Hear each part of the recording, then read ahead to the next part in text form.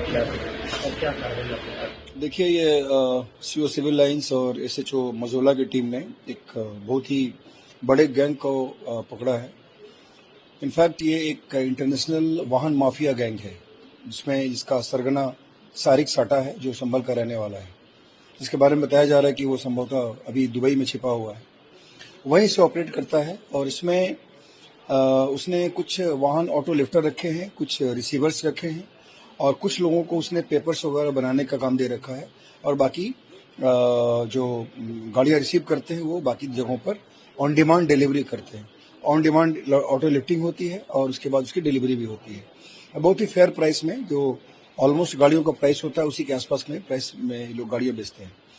अभी इस गैंग के 3 लोगों को अरेस्ट किया गया है, जिसमें एक का नाम गगन है, दूसरा राजकुमार है और तीसरा यूनुस है। गगन राजकुमार पलवल हरियाणा के रहने वाले हैं, वहीं रहते हैं, और जो यूनुस है ये जयपुर में रहता है।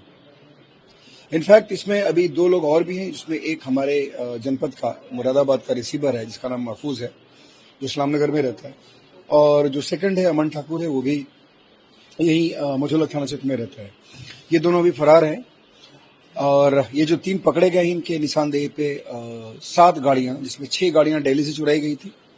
उसमें ज्यादातर गाड़ियां नई गाड़ियां हैं और अभी हाल में ही चुराई गई थी वहां से। सभी जो डिटेल्स हैं उनके, जो चोरी के मुकदमे लिखे गए हैं, सब हमने मंगा लिए हैं। उनके जो ऑनर्स हैं उनको सूचना हो गई है। 6 गाड़ियां दिल्ली की हैं और 1 गाड़ी साहिबाबाद गाजियाबाद की है। इस प्रकार टोटल 7 गाड़ियां अभी हम लोगों ने इनकी पोजीशन से रिकवर किया है।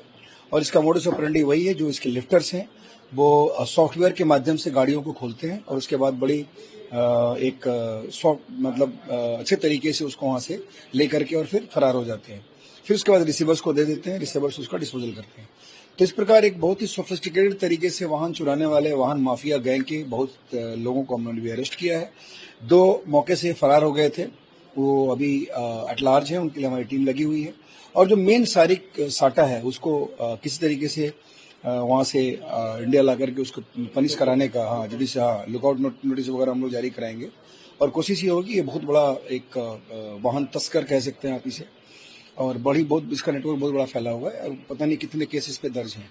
और हजारों गाड़ियां लगभग अब तक ये ऑटो लिफ्टिंग करा चुका है पूरे एनसीआर और वेस्ट यूपी में। तो उस पर हम लोगों की निगाहें हैं। सर, ये जो गाड़ियां हैं वो सब 10 लाख से ज्यादा की हैं जो रिकवर हुई है? सारी गाड़ियां लगभग 10 लाख से ज्यादा में बिकी हुई हैं। और ये जो गाड़ियां जहां जहां से हम लोग रिकवर किए, सभी ऑनर से रिकवर किए, जिनके पास एक फेयर जो कागज हो सकता है, मतलब जिसको देखकर कोई बिलीव नहीं कर सकता। तो वो गाड़ियां, और उन लोगों ने संभवतः गाड़ियों को चेक करके भी पेपर्स वगैरह चेक करा करके तब गाड़ियों को जहां से नंबर दी गई थी वहां से वेरीफाई कराने के बाद गाड़ियों को खरीदा गया। तो ये नेटवर्क जो है वो केवल उठाने और बेचने में नहीं है।